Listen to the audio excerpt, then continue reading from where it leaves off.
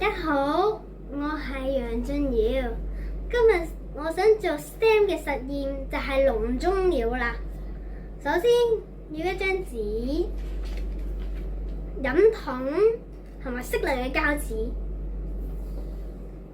首先將張紙折埋，然之後一邊就要畫隻雀仔，一邊就要畫個籠啦。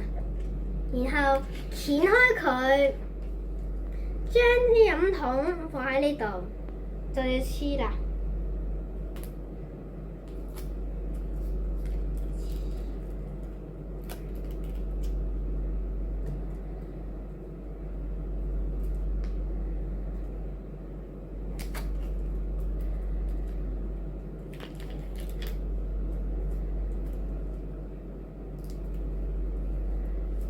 然後捲翻埋，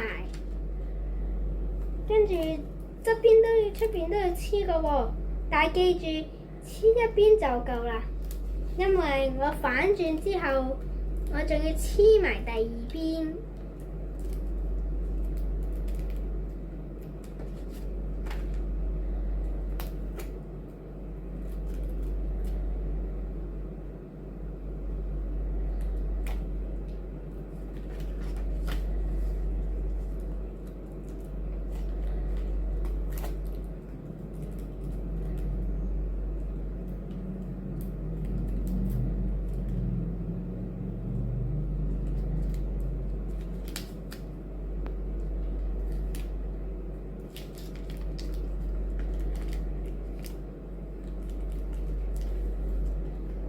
我哋依家就有一個好似波板糖形狀嘅一樣嘢啦，依家留心睇住啦。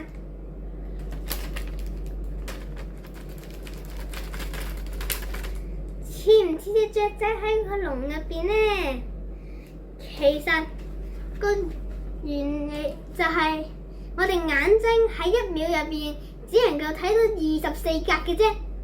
如果太快嘅話，你就好似會睇到連續咁樣噶啦嘅畫面。以前嘅卡通片呢，同埋電影都係用呢個原理嚟做嘅喎。希望大家都鍾意我呢個 STEM 嘅實驗啦。